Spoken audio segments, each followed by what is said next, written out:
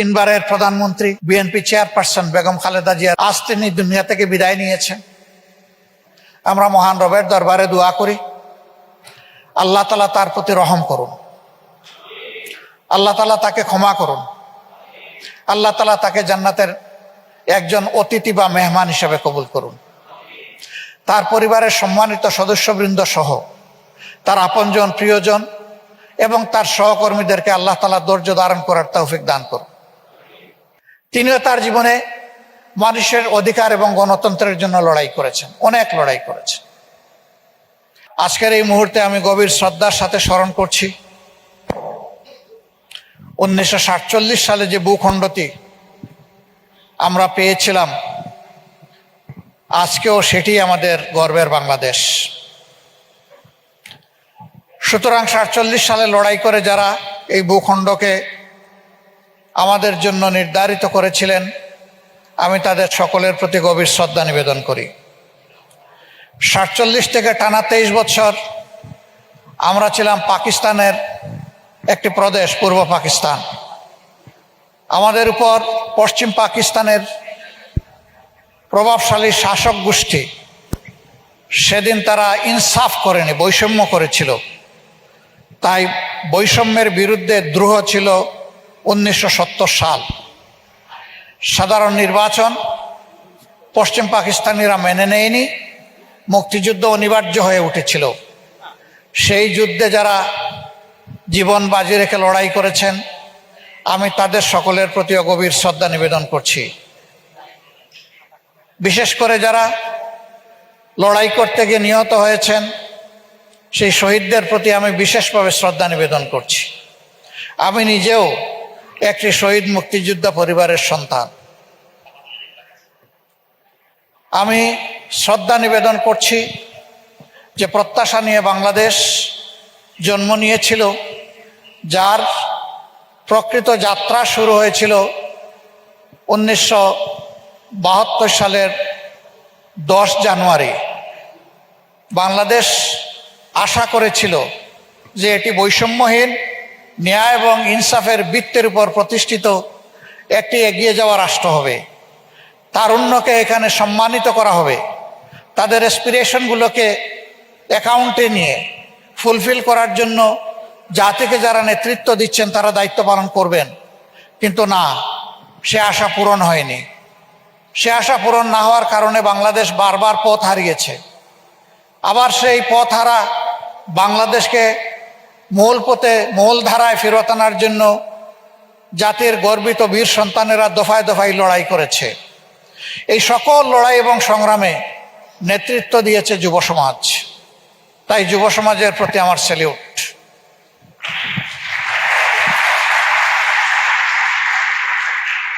দুনিয়ায় যত জায়গায় পরিবর্তন এসেছে, যুব সমাজের হাত ধরে এসেছে। বয়স্করা পাশে থেকে শক্তি জুগিয়েছেন, তারা তাদেরকে পরামর্শ দিয়েছেন। কিন্তু অ্যাকশন যাদের দায়িত্ব ছিল, ময়দানে যারা অ্যাক্টিভিজম করেছে, তারা আসলেই যুব সমাজ। এমনকি নবীজি সাল্লাল্লাহু আলাইহি সাল্লামের কঠিন দিনের সহযোদ্ধারা, তাদের বয়স ছিল 8 বছর থেকে শুরু করে 36 বছরের ভিতরে। এই বয়সের লোকগুলাই তার সঙ্গী হয়েছিলেন জীবনের চ্যালেঞ্জ নিয়ে। বিশ্ববাসী তার সুবাদে ইনসাফ ভিত্তিক সর্বশ্রেষ্ঠ রাষ্ট্র দেখতে পেয়েছিল। বাংলাদেশের এই প্রত্যাশার অভিযাত্রায় ঘাটে ঘাটে অনেক রক্ত দিতে হয়েছে, জীবন দিতে হয়েছে। অনেক যোদ্ধাকে পঙ্গুত্ব বরণ করতে হয়েছে, যাদেরকে আমরা জিন্দা শহীদ বলে থাকি। বিশেষ করে 2009 সালের জানুয়ারি থেকে শুরু করে 2024-এর 5 আগস্ট পর্যন্ত দেশে একটি ফ্যাসিবাদী শাসন জাতির ঘাড়ে চেপে বসেছিল। রাজনৈতিক প্রতিপক্ষ ছিল তার প্রধান টার্গেট, কিন্তু কেউই সেখান থেকে রেহাই পাননি। আমরা দফায় দফায় তার প্রতিবাদ করেছি, প্রতিরোধ করার চেষ্টা করেছি, আন্দোলন করেছি, কিন্তু ফ্যাসিজমের অবসান আমরা ঘটাতে পারিনি। এখানেও যুব সমাজ জুলাইয়ের সূচনায় যে আন্দোলন দানা বেঁধে উঠেছিল একটি ন্যায্য দাবিকে কেন্দ্র করে, কোটা সংস্কারের দাবি, এটাকেও গায়ের জোরে দমানোর চেষ্টা করা হয়েছিল।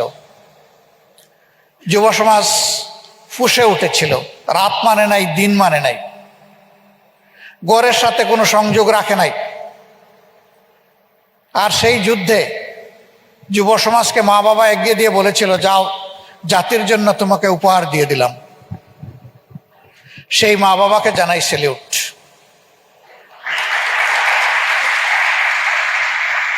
আমার যে মা উত্তরার রাস্তায় 10 মাসের সন্তানকে কুলে নিয়ে নেমে এসেছিলেন, সাংবাদিক বন্ধুরা প্রশ্ন করেছিল, আপনি এই কচি শিশু নিয়ে, অবুঝ শিশু নিয়ে এখানে এসেছেন গুলির মুখে। তিনি বলেছিলেন, সো হোয়াট, কি হয়েছে? সাংবাদিকরা বলেছিল, যদি বুলেট এসে আপনাকে বা এই কচি শিশুকে দুনিয়া থেকে নিয়ে যায় তখন কি হবে? তিনি বলেছিলেন, শহীদের তালিকায় আমার নাম লেখা হবে, আমার সন্তানের নাম লেখা হবে। এই মাকেও স্যালিউট। ঢাকা বিশ্ববিদ্যালয়ে রাতের অন্ধকারে 15 তারিখ আমাদের মেয়েদের উপর যেভাবে ঝাঁপিয়ে পড়েছিল, সেই বীর মেয়েরা ফ্যাসিজমের বিরুদ্ধে সেদিন ফুঁসে উঠেছিল, মাথা নত করে নাই, তাদেরকে স্যালিউট।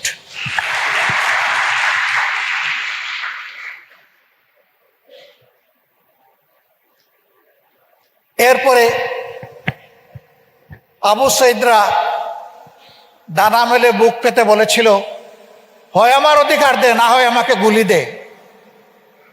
বুকের ভিতরে তুমুল ঝড়, বুক পেতেছি, গুলি কর। জেনে শুনে সেই গুলিকে ইনভাইট করেছিল। আবু সাইদ, তোমাকেও স্যালিউট। মুগ্ধ রাস্তায় নেমেছিল যারা ফ্যাসিজমের বিরুদ্ধে লড়াই করছে, তাদের টুটে মুখে একটু পানি তুলে দেওয়ার জন্য।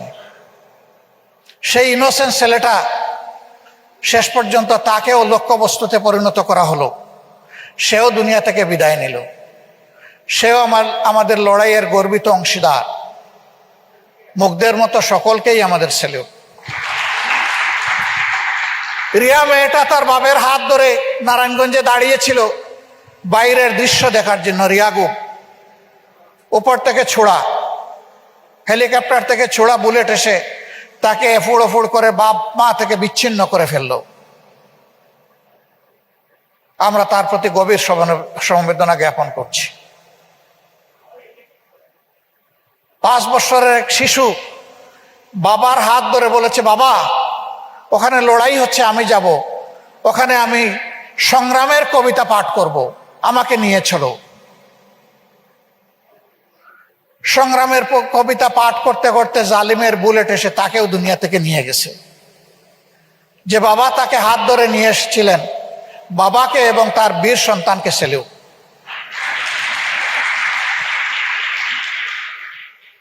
এই লড়াইয়ে মূলত নিয়ামক শক্তি ছিল যুবকরা, শুধু ছাত্র না, একেবারে রাস্তার যিনি ক্ষুদ্র ব্যবসা করেন, যাদেরকে আমরা হকার বলি, একজন রিক্সা চালক, ভ্যান চালক, গার্মেন্টসের কর্মী, তারাও শাহাদত বরণ করেছেন। আপনারা জানেন, আমরা প্রত্যেকটি শহীদ পরিবারে যাওয়ার চেষ্টা করেছি। আমাদের হিসাব অনুযায়ী খেটে খাওয়াই মানুষের সংখ্যা যারা জীবন দিয়ে শহীদ হয়ে দুনিয়া থেকে বিদায় নিয়ে আমাদের গলায় কৃতজ্ঞতার মালা পরিয়ে দিয়ে গেছেন, তাদের অনুপাত হচ্ছে, যারা নিহত হয়েছেন তাদের মধ্যে 62%। এরা একজন মানুষ চলে যাওয়া মানে একটা পরিবার পুরোপুরি অন্ধকারে চলে যাওয়া।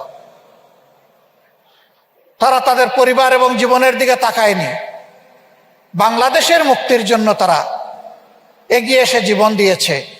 বন্ধুরা, তোমাদেরকেও স্যালিউট। আল্লাহ তাআলা তোমাদের এই ত্যাগ কবুল করুন। আমরা যেন অকৃতজ্ঞ হয়ে না যাই তোমাদের প্রতি। এই সকলকে আল্লাহ তাআলা শহীদ হিসাবে কবুল করুন।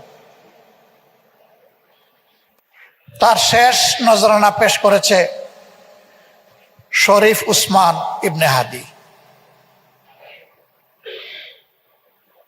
তার অপরাধ কি?